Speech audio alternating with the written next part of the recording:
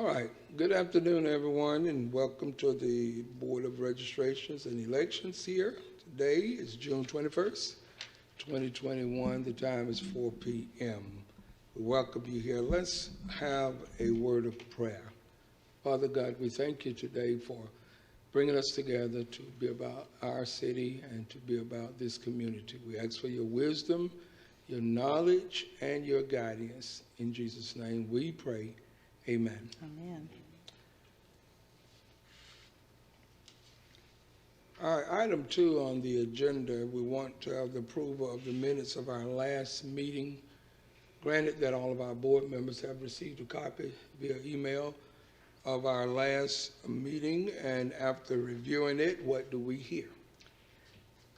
I wanted to move that they be approved with the addition of the listing of the precincts by name that had an election day turnout of 100 and 200, as I had reviewed in the meeting, and I emailed Ms. Nickerson, and she said she could do that.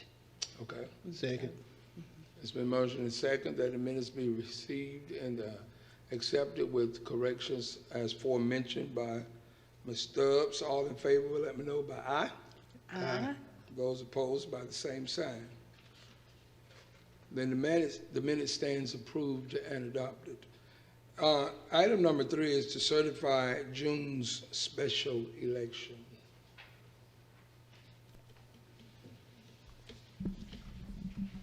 Yes, Mr. Chairman. Board members, you all have received in your folders today the results for the June 15th special election.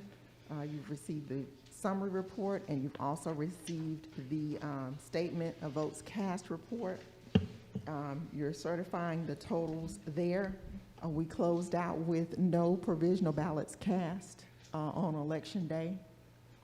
So these are the current totals. There were no additional ballots to count after election day. Okay. Very good. Okay. At this time, I'm turning it over to Mr. Hand. Good afternoon, everyone. Hello. At this time, we have we'll take out some time for public comment from any public delegation who may have comments or questions to the board. But before Mr. Kenneth, before he comes, let me just make a comment on a newspaper article that I've received several phone calls about that was in the Albany Herald that referenced the possible closing of polling locations. And as I'm going to reiterate what I shared with the persons who called me, that we as a board have not made any moves to close any polling precincts. That was a discussion that we were having, but there has not been any official move to close any polling precincts. We are in a situation where one polling precinct have access to move, and so we are looking at having to combine that precinct with another precinct, but that's not something that's happening because of a board move. Is something that's happened outside of the board, and so we have to facilitate for the electors in that particular precinct by being certain that they have a place to vote. And so after saying all of that, I'll entertain any questions or comments from the audience.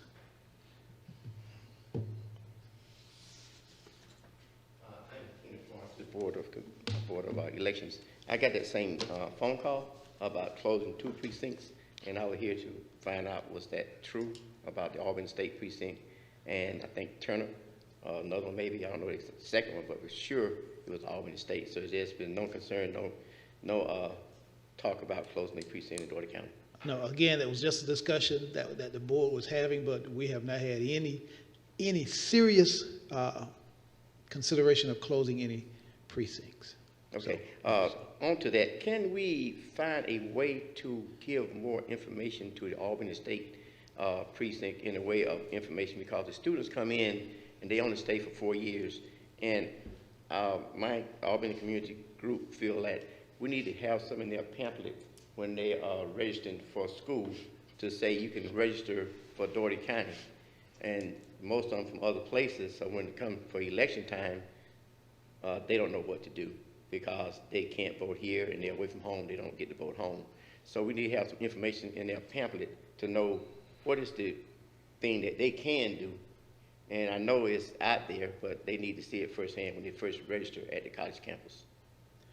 Okay, we can certainly look at doing something as it relates to that. There is continuing communication, attempted continuing communication, let me put it that way, with the university, Student Government Association primarily, to be certain that we inform students about what their rights are, about what's necessary for them to become registered voters in Dougherty County, the things that they need to look out for, even if they change their registration to Dougherty County. This is what you need to look out for in the future if you're still at Albany State as it relates to your voting status, because there are some things that can trigger their voting status being changed, probably without them even paying attention to it. So that's a continuing conversation.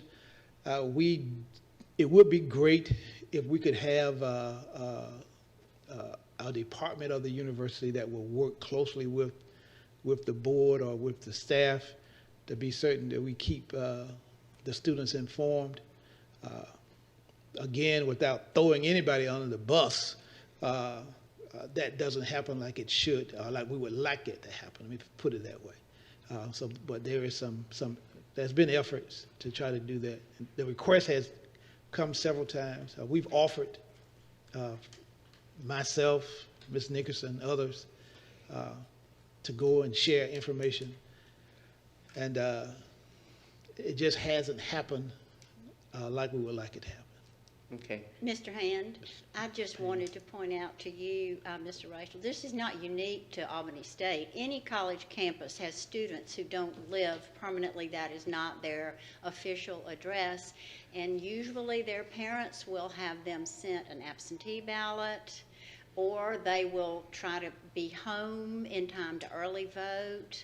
I myself have, grandchildren off at school. So those students can certainly request absentee ballots be mailed to their college address, or they can go home to vote anytime during the early voting and vote where their official residence is. But it's not unique to Albany State. Okay. It's any college campus that has students who don't permanently live there. So just FYI. Okay. Mr. Hand, I agree with you, Pam, but I do think it would be good to reach out maybe to the Department of Student Affairs and Sure. maybe have something in the packet, especially if there's a big national election, just to remind them. Because, yeah, we all know that. I agree with you. And that's how I voted when I was in college. I voted absentee. But I think it would be nice to have that to at least let them know that what their options are. Thank you. I agree. And second is the governor, well, not the governor, maybe the Secretary of State on the purge. It's they're purging 100,000 voters from the registered vote in Georgia. Do we have a list for Dougherty County that we can work on trying to find out how can we touch those people and find out can we get them re-registered? Do you have an address or how you're reaching those people?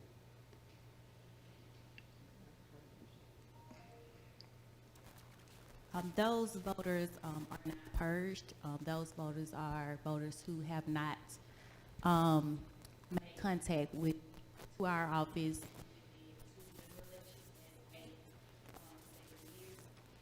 Okay.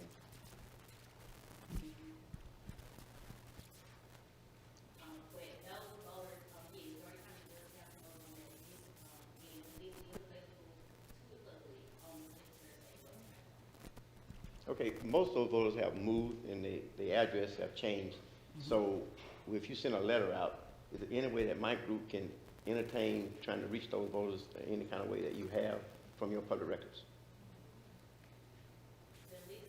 available online if you want to mail them anything, but the no contact form.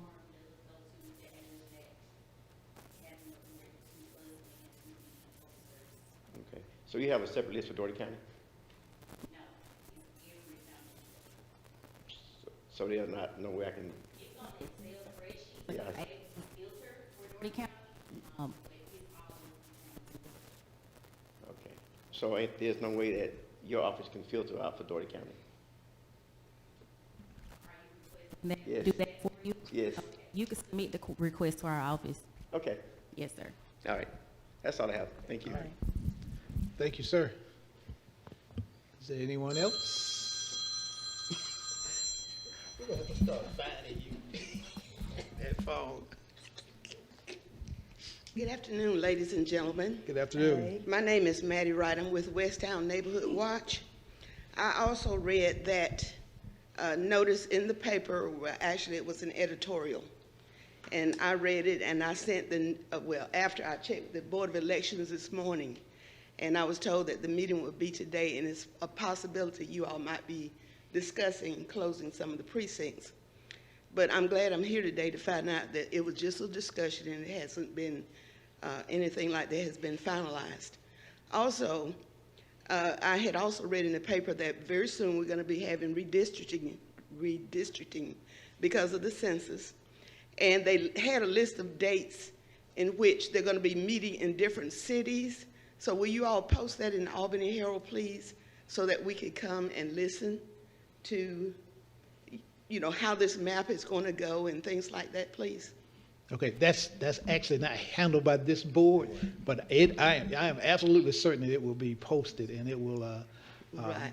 it will be out for public notice, so that, because it requires a public notice Okay. Very good. advertisement. Yes, ma'am. Very good. All right. Because I didn't see the public notice about the closing the precinct. It was just in an editorial. Right, it was just an editorial, so we haven't made any moves to do that. All right. Thank you very All much. right. Thank Thank you, you. thank you, Ms. Wright. Okay, if there are no other public sir. comments, two. is one Two of, more. oh, Mr. Williams. Two more? And Okay. Commissioner. All right. Good morning. Hi. Well, good afternoon. Good afternoon. Mr. Chairman, and to his distinguished board, and to Ms. Ginger and her entourage of staff.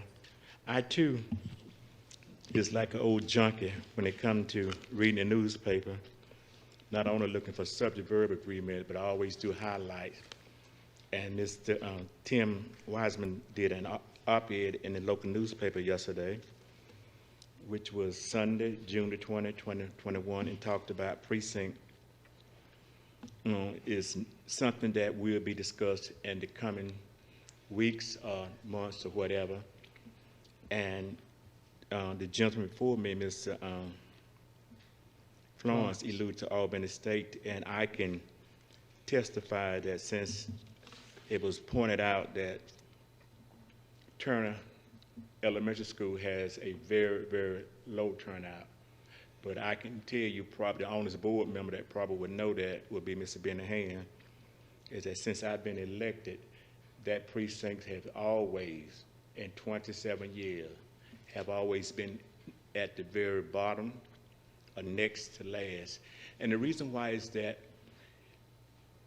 you would anticipate that the housing project that is around there and trailers and all that, that it is like transit individuals in and out. And of course, we have Turner Job Corps, and then of course, you know that when students come to Albany State or to Turner Job Corps, at the most they're 4 years or 6 years unless they can work on their master's degree. And as one of the board members say, it's not only Albany State College, but when you look at a lot of your universities and state college nationwide, unless you have a candidate that is running from the student body, that he or she may be able to galvanize enough support. For a good example, the former mayor of Tallahassee, Florida, when he was a student at FAMU, and of course he registered a lot of students because he was young, he was energetic, and they had a large turnout. But with social media and so much Facebook and all that, you would anticipate because technology is so advanced that you can say just a flip of it that you need to vote. I probably will die still trying to figure out why we cannot get young folks, which will be future leaders of tomorrow, engage, participate, and be concerned. And I will tell you from keeping stats that in the 27 years, and my year was at Albany State University in undergrad and grad school, the only time that Albany State had over 1,000 some voters to vote, and that precinct Levitt Hall was when President Obama ran the first time. I think there was almost 1,500. And the second turn he ran, there was a drop-off, almost 1,000 some voters. So I certainly am concerned. How can we get the word out? How can you get folks engaged and realize that many individuals have paid the price for us to vote today? And as one of the other speakers said, that state committee that would be in Albany and Dougherty County would be July the 27th from 5 to 7 p.m. The location has not been let out, but it is a time that we will go and to have public comments, but I think the comments are going to be very limited. And I will tell you, Ms. Maddie, based on the tracking record that we have in the city and in the county, that you're going to see a substantial drop of individuals have migrated to other cities. Over 5,000 some individuals have probably left this city in the last 10 years. And so what's going to happen is that when the committee come in, it's going to be based on population, is that you're going to see a shift to North Georgia. Like there's a saying that there are two Georgia, North Georgia and South Georgia. And if you want to be facetious, they said you come to South Georgia, it is the net city. But there's going to be a substantial change in probably the House of Representatives and the state senator and the representatives. It's going to be a shift. So instead of having 3 state representatives, there's rumors, now there's only rumors, that we just could have 2 that would take care of Albany and Dougherty County. And what we have to do, and I was also last year involved in the census count, and I can attest to you, in that Turner Elementary area, that is whatever precinct it is, I can't remember the name of it, the number, but when we was doing census tracking, that precinct only on the census data had less than 35 that participated in the census data. And I can go a step further. That is one of the tracks that you have a high number of poverty that is centered around Turner Elementary School and over to the Rhodes Plaza.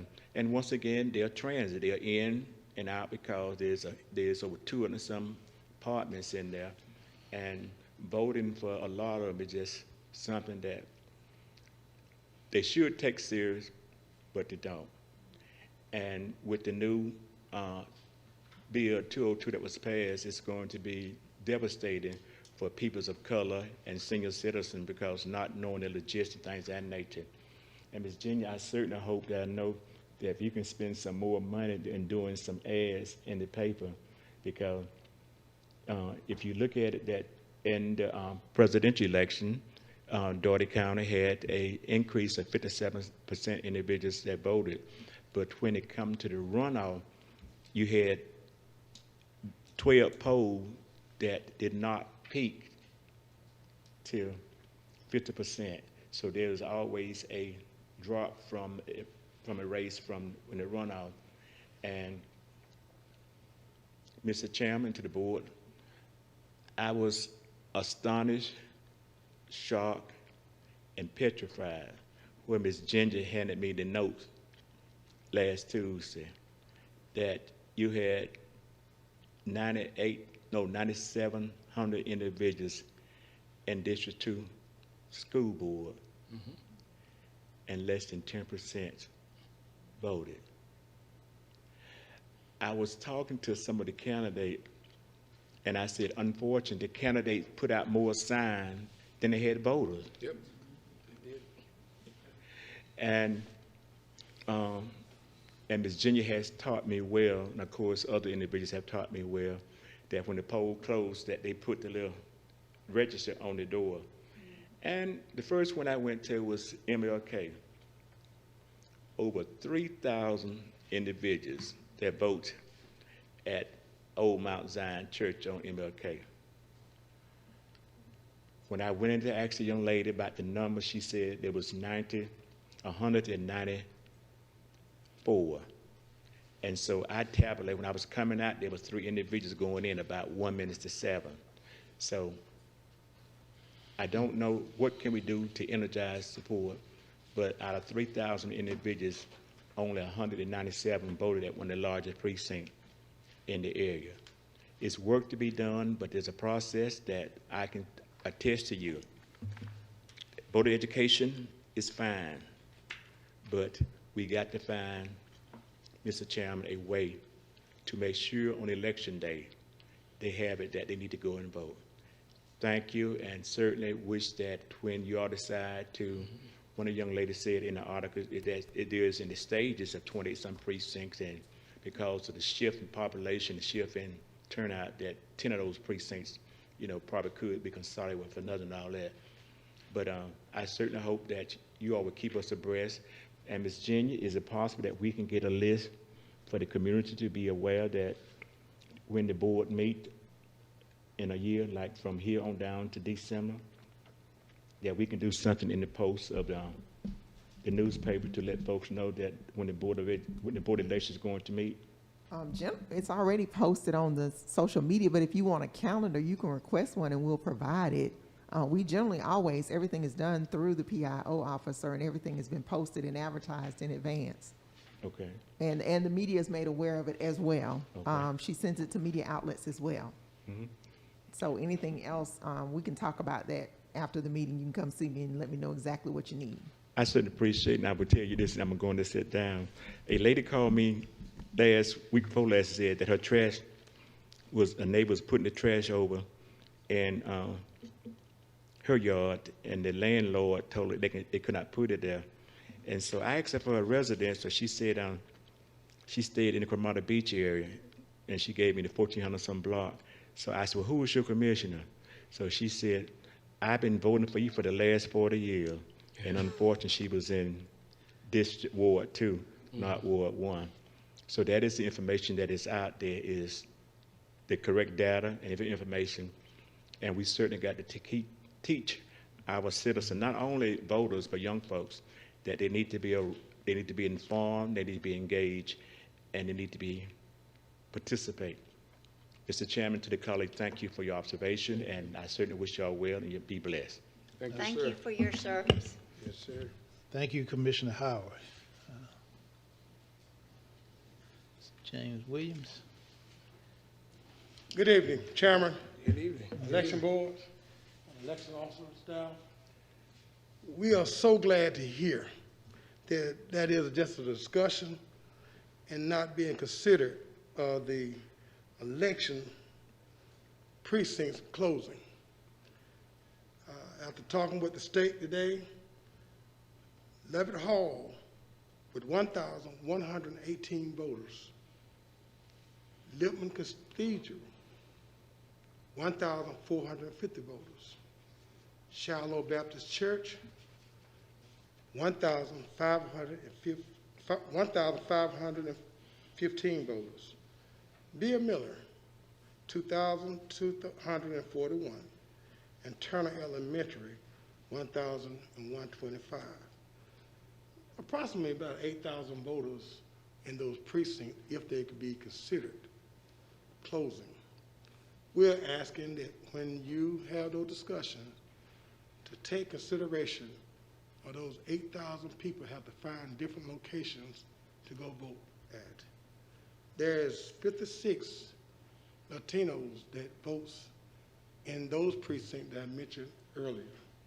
And we're asking that you consider the locations of where people will have to reach out, may not have transportation to go to their precincts if they are closed down to vote. Again, I thank you all for what y'all do, Chairman, the board members. We thank you. and they should consider that as well. I have blessed. Thank you. Yes, sir, Mr. Wasserman.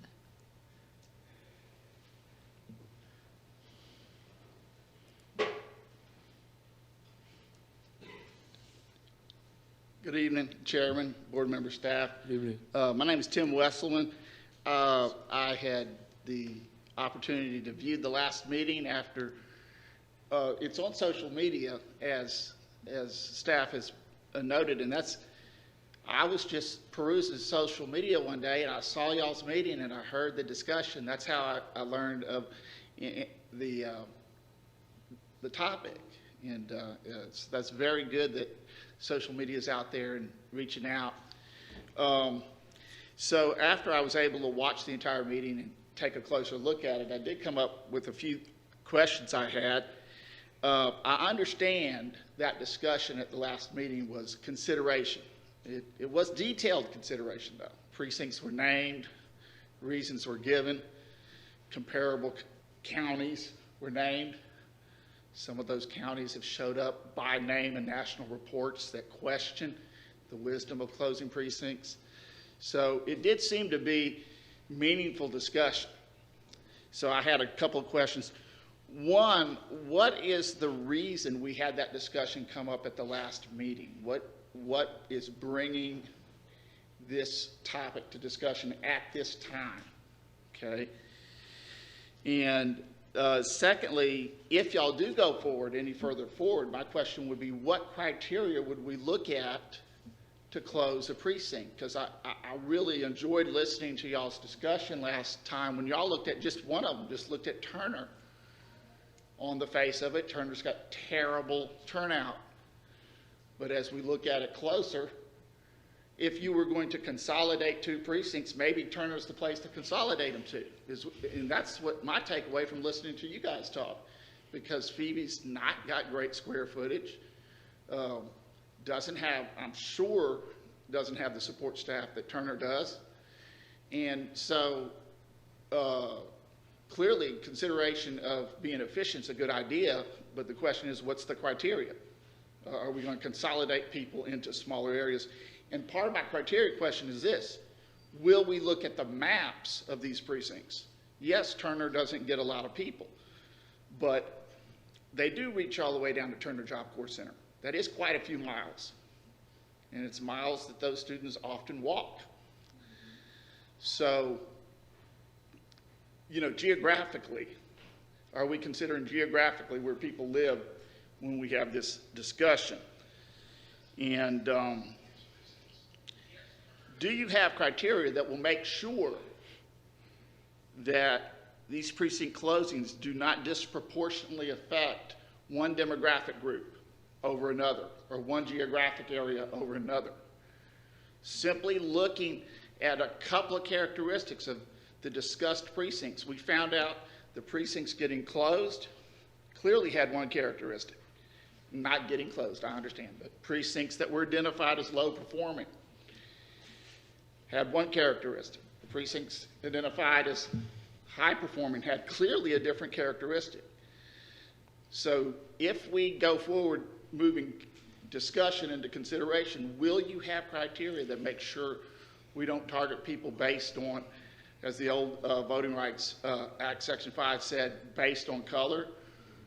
And you know, that act, that section doesn't apply anymore, so we could choose to say we want to treat everybody fairly. We don't want to disproportionately impact you based on your party, based on your geographic region. So the question is, will we have a way to make sure any consideration we make is fair to the entire county? And I know that there's no way y'all could answer all those questions, or necessarily any of them right now, but I did just want to throw that out there for food for thought. All right. Thank you. Thank you, I can't sir. imagine that anybody on this board would not want to be fair to every section individual across the board. And when we discuss it, obviously, we will have criteria. Yes, ma'am. I do not question the intent of the board. I've just observed the impact of the discussion I've heard so far. Thank you. All right, thank you, Mr. Westerman. And is there one other? Yes, sir.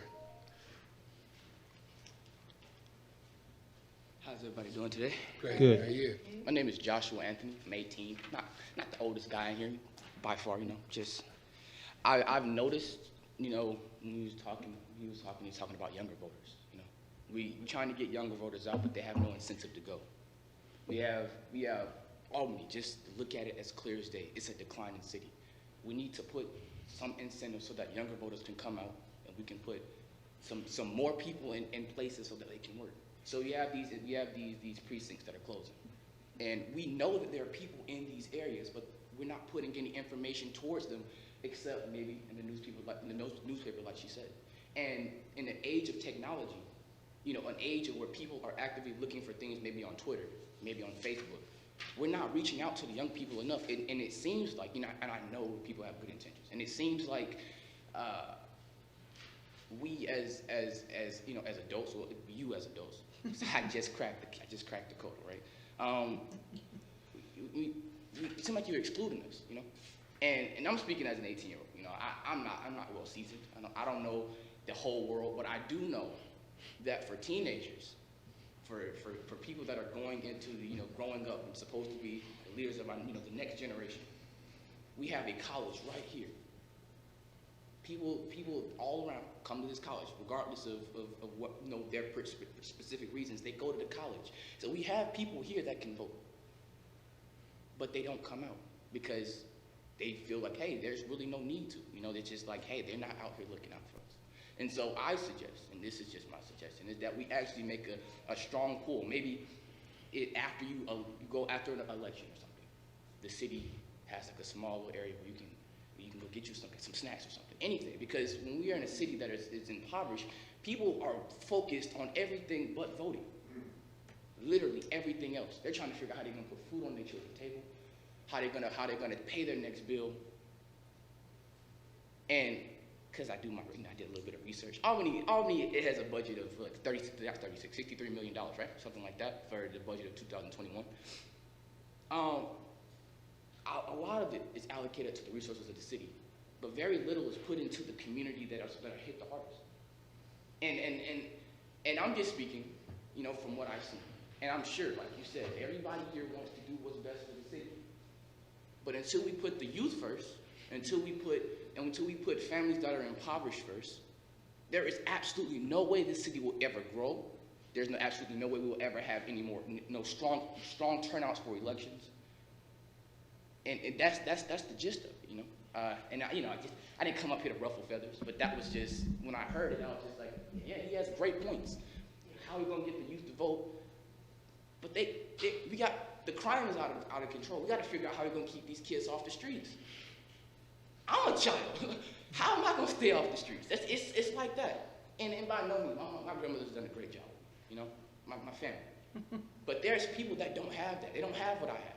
So they don't have that strong foundation. So in order for them to have what I, you know, to even reach to the point of even thinking about an election, we have to put them first and put some sort of incentive out so that they can come out and help. You know, they can come out and help.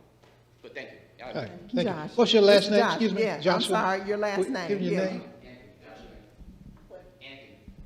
Thank you.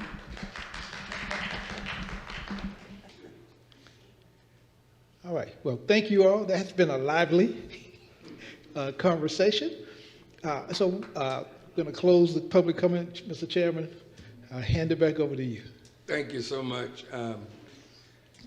We're going to stay with our agenda, but I do want to thank the public for coming out and making comments and getting the answers that you need right here with the board. So you don't have to go on speculations. It's always good to come to our meetings, present yourselves, and we're committed to getting you the answers that you need. So once again, thank you. At this time, we'll go to item number 5, which is our supervisor's report. Ms. Nickerson. Yes, just briefly wanted to discuss how the day went on the 15th. We know that we only had 6 precincts in this election. They did a great job getting in their facilities, setting up in a timely manner. The only thing, the issue we had 2 precincts that actually did not have air conditioning. One of them we did not know about until the end of the night.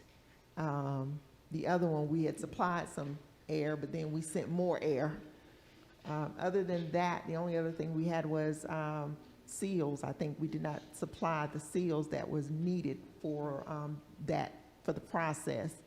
But for the most part, it was a good day. We did get a chance to go out. We visited one of the precincts, which was Carvertine, which is the only precinct that is split in this election. They're split between District 2 and District 5. So of course, not all of the voters at Carvertine Center are eligible to vote in this election. We do want the voters to know that. But we did get a chance to go by there and did have an encounter with a voter at that time that was not able to receive a ballot and was able to explain that to that voter. But we wanted to just express that it was a good day, and we appreciate you all for being out with assisting and supervising the precincts. It went very well.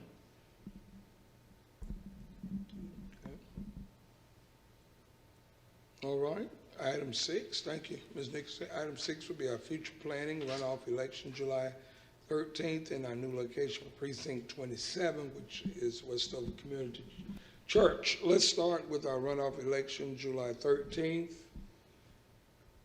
Yes, we will have a runoff on July the 13th. So we're currently in the office. Of course, after certification, we'll notify the precincts that we will need to utilize the facilities again. We are also, the law states that advanced voting shall begin as soon as possible. We do know that Senate Bill 202 had a couple of sections that went into effect on July 1. So we don't have a specific date. We're waiting on everything else that we need to do to establish logic and accuracy testing of the equipment. We will have to advertise that. And we do want to note that all of our advertisements are through all of the social media pages from our PIO officer with the county. So everything that is advertised, our meetings, everything is placed on all the social media outlets. She is responsible for that. So we make sure that all of the announcements are put out there, that as the speaker noted, that they missed the meeting, but we refer them to the Facebook page because we're on Facebook Live, as well as we're also on Channel 16. So we advertise all of this information. We know that we'll have to have advanced voting, and we know that we'll have to mail out absentee ballots as well. We also want the voters to know that if they did not participate in the June 15th election, we ask that they please participate in this runoff election. They're still eligible. The registration will not change. Those individuals that were eligible for the special election will be eligible for the runoff. The law does not allow us to add any additional voters to the registration rolls for this runoff election. So we encourage voters, and those voters that may have voted an absentee ballot due to a special exception, they will automatically receive ballots once we begin the mail-out process. We also wanted people to, we have 2 precincts that the managers will be on vacation. So we are working to staff. One of them, they have someone that is going to step up. The other one, we're going to have to probably find a manager, a team from another precinct to step in and facilitate the process at that precinct for the runoff election. Okay. All right, and item B, the new location for precinct 27, Westover Community Church. We are continuing. I'm trying to make sure this is, the outline is stating that we are to be talking about replacing that site or merging that site. What are we supposed to be doing on this one? Which I think we're talking about the consideration that the church no longer wishes to be a site. And I want that to be very clear, that at the request of the church, they no longer desire a voting site to be there. So, which will cause the board to act in either finding a replacement or moving that site, merging with one of the sites that is nearest to them that qualifies to hold them. So we need to have conversation or questions or statements from the board at this time concerning that issue? Anyone have, would like to start talking or have some recommendations on that?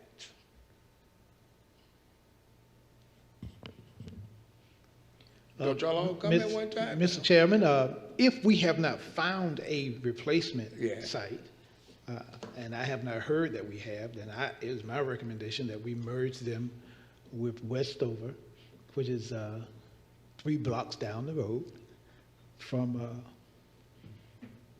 Westover Community Church, until, and I don't know that we will be able to find, if we've discussed this about 3 months now, we haven't found a replacement site. So it's my recommendation that we merge them with Westover and then facilitate that particular change so that we can properly advertise and let the electors know in that area that that's the change that's happening. Do you need a second for that for discussion? Well, let me have I don't need a second yet, but anyone else would like to have discussion on it. Now, when we're saying Westover Community, we're talking about former Christian church, right? That's Yes, just sir. the It was name change. First, just a name change, yes, I sir. want that to go on the record, that we're talking about the same place, okay? I want to make that clear, their name has changed. So anyone else have any discussion for that? If not, we'll move forward toward a motion in a moment, and then we can have a motion to go ahead and unite or a vote to go ahead and merge into the Westover school there. So there be no other discussion on it, which was my thought last meeting, to just merge it in with Westover, simply because of where it's located, the amount of workers there, the space is phenomenal. It is a great precinct that I believe qualifies to house the additional people. And that's my only take on it. So let's do this. Ms. Nickerson, I think we need to vote on this.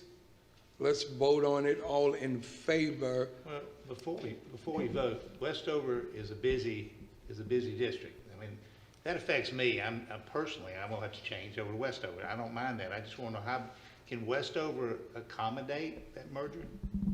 Definitely. That's all I need to hear from you. Yes. Yes. Number 5, precinct 5. Okay, thank you. Yes, it'll be in precinct 5, and there was only, I think Mr. Hand only made a motion, there was not a second, Mr. Chairman. Right. But I do want to state that, yes, the facility is big enough to accommodate combining these two. Also, we would be able to add more equipment. We'd also be able to combine the workers if needed from the two so they could work together. So therefore, those voters from First Christian or Westover Community Church would see people that they're familiar with as well still. But yes, the facility would be able to handle those two together. One other comment, we've heard a lot of talk about, geographical considerations.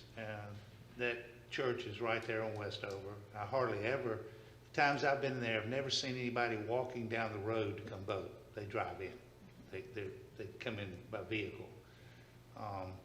And I think if there was somebody that was walking to the precinct, it's not that far. You got those apartments across the street. I don't know, where they co-vote or not. I mean, they would probably be in that same precinct. So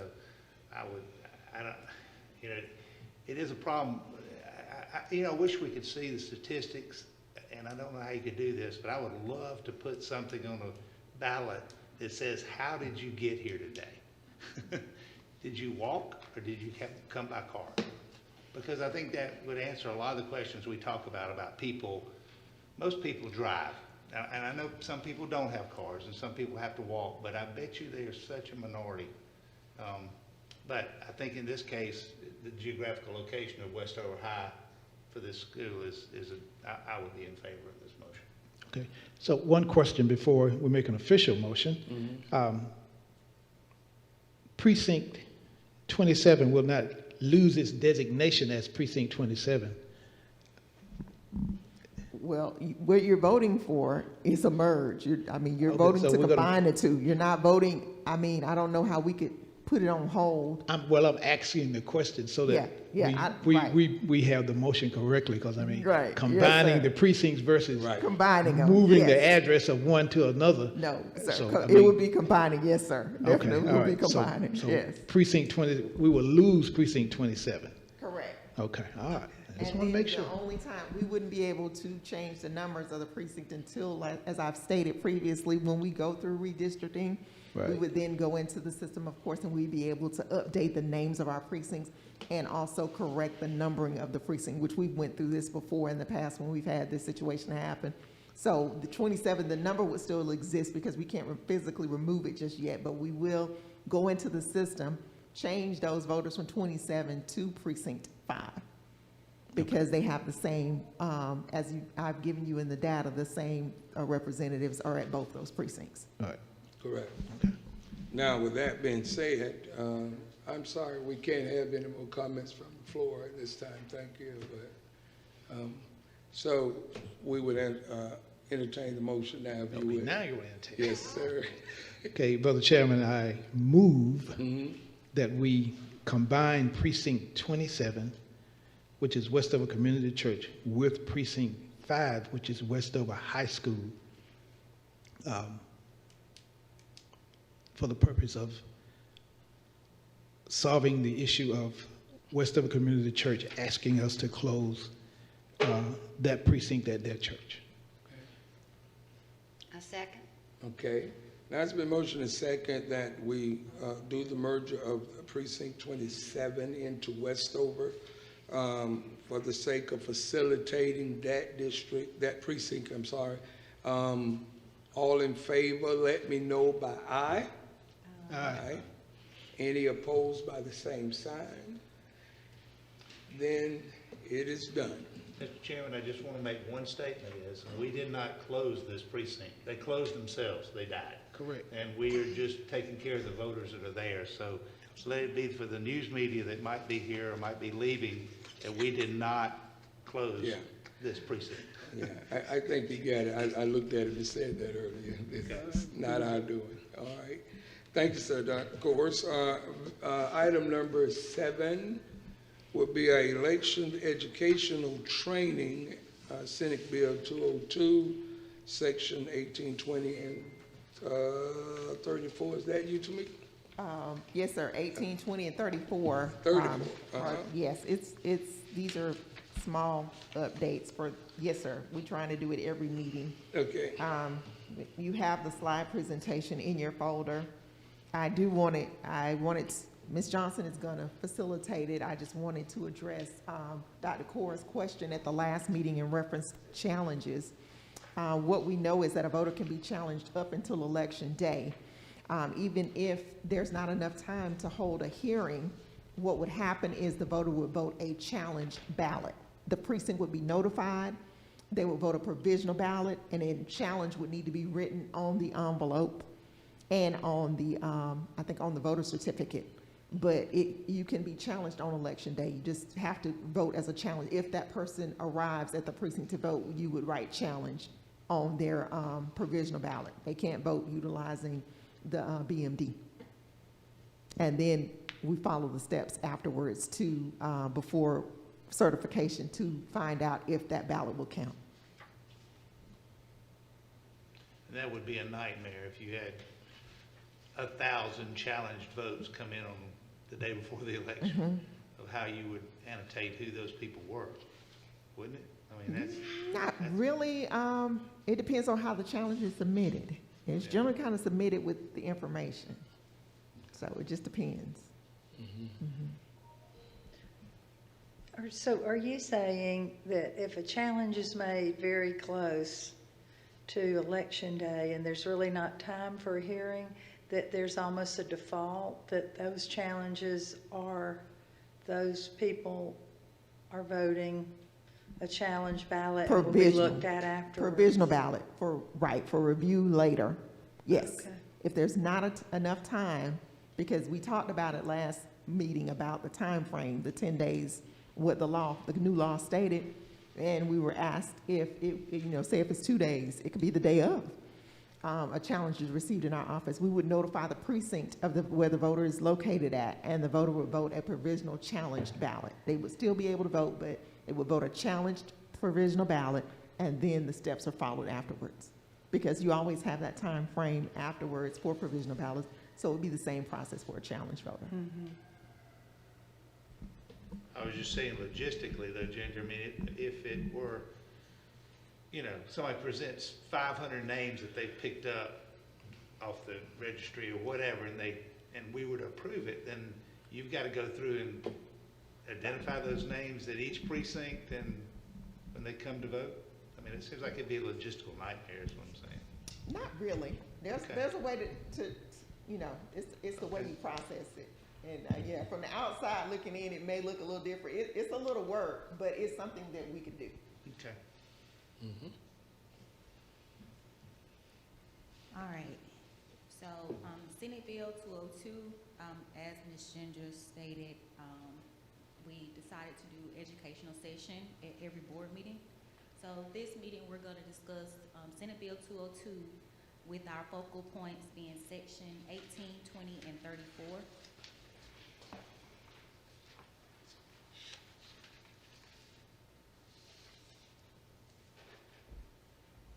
Section 18 outlines the reduction of precinct size and provision of polling equipment and workers. This revised section relates to the conditions for which a reduction in size of precincts or provision of additional voting equipment or poll workers to precincts. So a precinct is eligible for reduction, alteration, or consolidation with another precinct if at the previous general election the following applied. If the precinct had more than 2,000 electors, the electors desiring to vote had to wait in line for more than 1 hour before checking in to vote.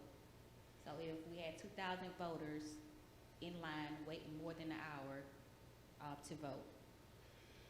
Time parameters for precinct size alterations and or consolidation, no later than 60 days before the next general election.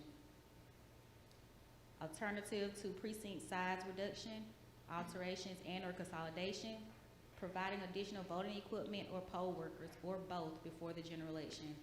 So this section says that if that applied to Dougherty County, we had more than 2,000 electors that waited in line for more than an hour, we are to provide additional voting equipment or poll workers or both for the next general election. Section 20 outlines the use of public buildings as polling places. The revised section relates to the use of public buildings as polling places, use of portable or movable facilities, and unrestricted access to residential communities. In selecting polling places and advanced voting locations, the superintendent of a county or the governing authority of a municipality shall select wherever practicable and consistent with subsection D of Code Section 21-2-265, schoolhouses, municipal buildings, or rooms, or other public buildings for that purpose. So that's directly from the section of the Senate bill. Things to consider when selecting polling places and advanced voting locations. In selecting polling places and advanced voting location, the superintendent of a county or the governing authority of a municipality shall give consideration to the comfort and convenience those places to be selected will provide to both the electors and the poll officers. Section 20, continued procurement and use of portable or movable polling facilities. The revised section relates to the use of public buildings as polling places, use of portable or movable facilities, and unrestricted access to residential communities. The superintendent of a county or the governing authority of a municipality shall have discretion to procure and provide portable or movable polling facilities of adequate size for any precinct, provided, however, that buses and other readily movable facilities shall only be used in emergencies declared by the governor, pursuant to Code Section 38-3-51, to supplement the capacity of the polling place where the emergency circumstance occurred. Section 28, official primary ballot form and attestation of receiving credit. This revised section relates to the form of official primary ballot and attestation regarding receiving value in exchange for a vote. So the new ballot will read, "In each primary separate official ballot shall be prepared for the political office holding the primary. At the top of each ballot shall be printed in prominent type the words," and we noted that the words will say official primary ballot of blank party for, followed by the name and designation of the precinct for which it is prepared and the name and date of the primary.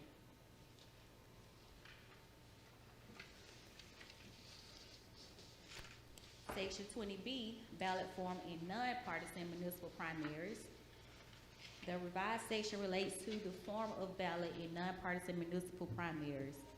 In case of nonpartisan municipal primaries, the form of the official nonpartisan primary ballot shall conform insofar as practicable to the form of the official primary ballot as detailed in Code Section 21-2-284, including the printing of the name and designation of the precinct on top of the ballot, except that the following shall be printed at the top of each ballot in prominent type: official nonpartisan primary ballot of blank. In parentheses, it has name of municipality.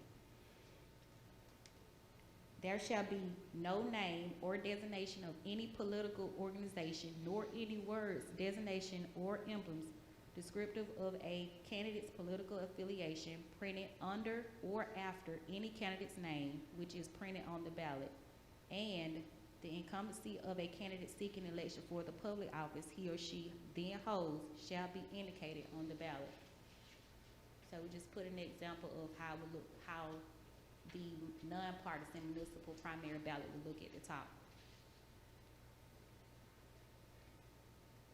Section 20C, official election ballot and attestation.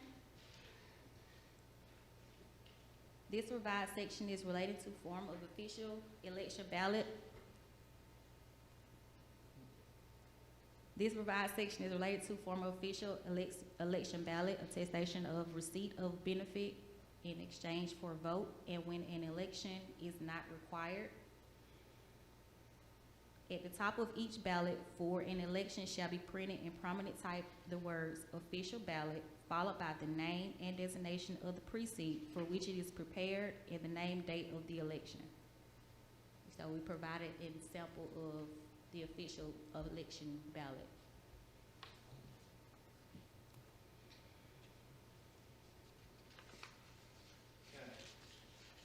May I say something about section 20 before you go any further? It was on, let's see, when it's talking about the comfort of the voter, one thing I think that is not mentioned here, and we can't change the law, of course, but I think security needs to be, for those of you particularly in the audience, when we talk about these polling places and we talk about different types of places, whether they're churches or schools or public places, security enters our discussion. And that's become a prominent thing in our communities across this country, is having adequate security for the safety and protection of our voters. And I just wanted to throw that little ad hoc comment in there. Thank you.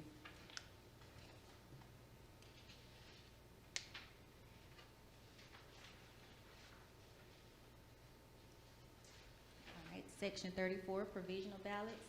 This revised section relates to the provisional guidelines for out-of-precinct voters. Circumstances for out-of-precinct provisional voter: the voter attempts to vote in his or her county where registered, but not at his or her polling place where registered. So previously, we discussed the difference on provision.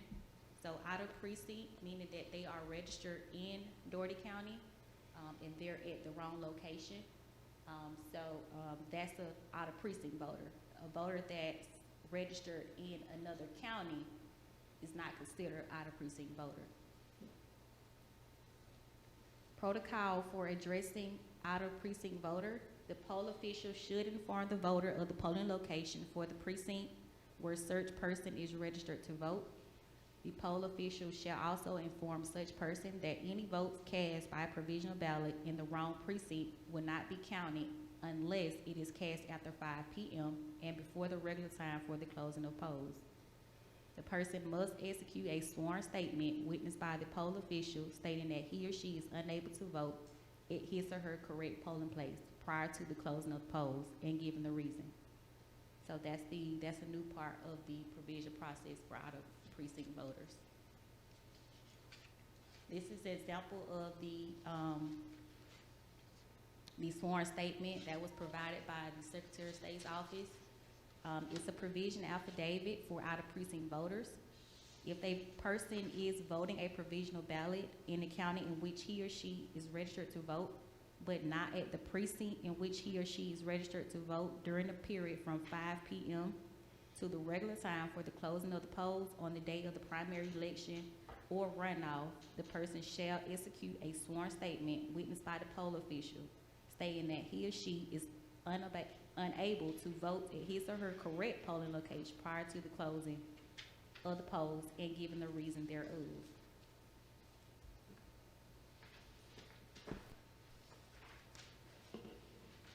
I have another comment on that. Okay. When we talk about suppression of voting, under the old law, if you showed up at 7:45 at the wrong polling place, 7:45 in the morning, you were told you had to go back and vote you couldn't vote at that place, right? Is that true? But No, under the sir, they new were law, still you can allowed sign to this vote. affidavit and say that you can't get back to the other place, you gotta go to work, or you got a reason, and they'll allow you to vote a provisional. Is that true? No, that's not correct. They were still, under the previous law, voters were allowed to vote a provisional ballot for out of precinct without a time frame. Under Senate Bill 202, it allows voters to vote a provisional ballot only between the hours of 5 p.m. and 7 p.m. Now, what we have to pay attention to is 5 to 7. So if there's an issue that a precinct is open for extended hours, that out of precinct ballot wouldn't count.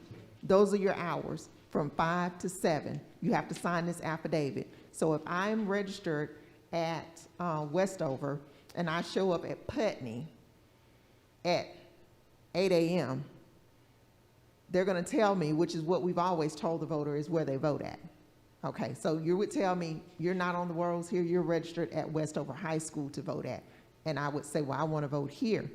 Well, then we would provide them the affidavit. So the affidavit clearly states that if I vote this ballot at 8 a.m. in the morning, my vote will not count because it's not 5 o'clock. It's not between the hours of 5 p.m. and 7 p.m.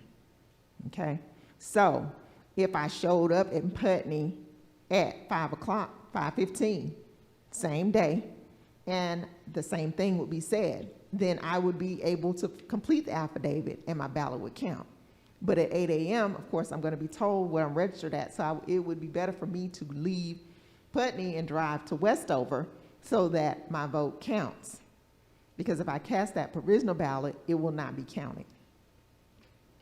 And also, if I cast that provisional ballot in Putney, all of my representatives, the representatives at Putney are not the same as the representatives at Westover. So I'm not voting for everybody that represents me. I may be missing out on a commission race. I may be missing out on a state representative race. So it would be better for me to vote my ballot at Westover. But if it's between the hours of 5 and 7, I would cast a ballot in Putney, and I still would not be voting for all of my elected officials that represent me.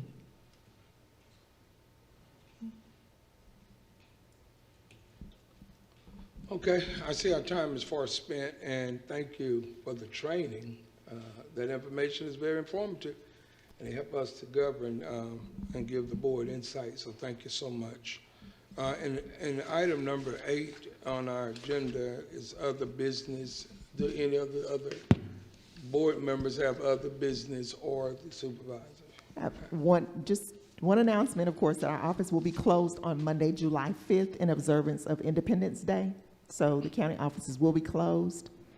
My other question is, the next board meeting is stated for a Wednesday, July 21st. July 23rd or 21st? 21st.